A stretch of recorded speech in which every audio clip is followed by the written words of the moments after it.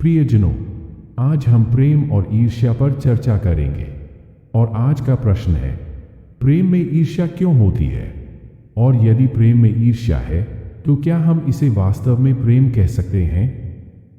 यह एक गहरा प्रश्न है। इससे जरा विस्तार से एक दीपक के उदाहरण के माध्यम से समझते हैं। जब दीपक जलता है तो वह अंधकार को मिटा देता है। प्रकाश की उपस्थिति का मतलब है कि अंधकार वहां नहीं हो सकता। प्रेम प्रकाश की तरह है और ईर्ष्या अंधकार की तरह। यदि ईर्ष्या मौजूद है तो यह साफ संकेत है कि प्रेम अभी पूरी तरह से खिला नहीं है। ईर्ष्या तब उत्पन्न होती है जब प्रेम अहंकार से जुड़ जाता है और इंसान अपने स्वामित्व, नियंत्रण या अपने स्वार्थ के लिए किसी अन्य व्यक्ति का उपयोग करने पर केंद्रित हो जाता है। वास्तव में ये प्रेम नहीं है। हर व्यक्ति एक दिव्य आत्मा है, अपने आप में पूर्ण, किसी और के फायदे के लिए एक साधन नहीं। किसी का उपयोग करना, वह भी प्रेम के नाम पर, इंसानी दिव्य स्वरूप का सबसे बड़ा अपमान है।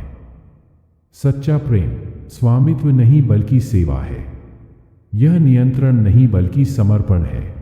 असली प्रेम तब उत्पन्न होता है जब हम दूसरे व्यक्ति में दिव्यता को देखते हैं और विश्वास करते हैं। जब ऐसा होता है तो प्रेम भय और ईर्ष्या से मुक्त हो जाता है। अब एक आम समस्या पर बात करते हैं। कई बार लोग ईर्ष्या या अधिकार जताने को प्रेम समझ लेते हैं। इसे समझने के लिए मैं आपको एक कहानी सुनाता हूं।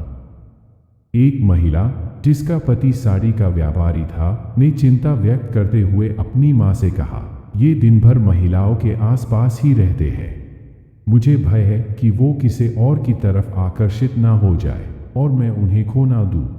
ध्यान से देखे हो, क्या ये एक सच्चा प्रेम है? महिला की बात पर उसकी मां ने समझते हुए कहा, सच्चा प्रेम विश्वास से आता है, तो उसे अपनी पति पर विश्वास करना चाहिए। अब मैं आपको एक और मजेदार कहानी सुनाता हूं। चंदू और उनकी पत्नी एक भीड़ भरी लिफ्ट में थे। एक खूबसूरत महिला अंदर आई और चंदू के नजदीक खड़ी हो गई। यह देख चंदू की पत्नी बेचैन हो गई। थोड़ी देर बाद अचानक उस महिला ने चंदू को थप्पड़ मार दिया और कहा कि चंदू ने उसे चुटकी काटी है। चंदू ने विरोध करते हुए कहा कि उसने ऐसा कुछ नहीं किया। थोड़ी देर के बहस के बाद चंदू की पत्नी ने स्वीकार किया कि उसने ही महिला को चुटकी काटी थी, ईर्ष्या के कारण। यह कहानी हमें क्या सिखाती है? कई बार रिश्तों में ईर्ष्या, अविश्वास और यहां तक कि शत्रुता भी प्रेम की जगह ले लेते हैं। लेकिन सच्चा प्रेम भरोसे, विश्वास और सम्मान पर आधारित होता है, बिल्कुल एक फूल की तरह है। यदि आपके प्रेम में ईर्ष्या, गुस्सा या नाराजगी है तो आप प्रेम का फल नहीं पा सकते। यह ठीक ऐसा है जैसे नीम का पेड़ लगाकर आम की उम्मीद करना। सच्चा प्रेम पाने के लिए हमें इस भ्रम को तोड़ना होगा।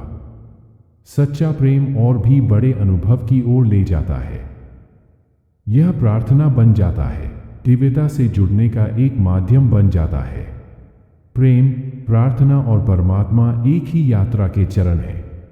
जब प्रेम अपने शुद्धतम रूप में खिलता है तो यह आपको कुछ ऊंचा, कुछ आध्यात्मिक अनुभव करने का द्वार बनता है।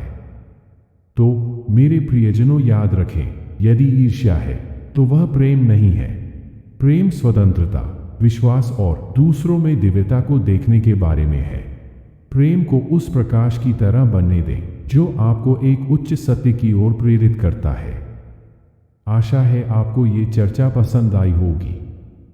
हमारे चैनल को लाइक और सब्सक्राइब जरूर करें।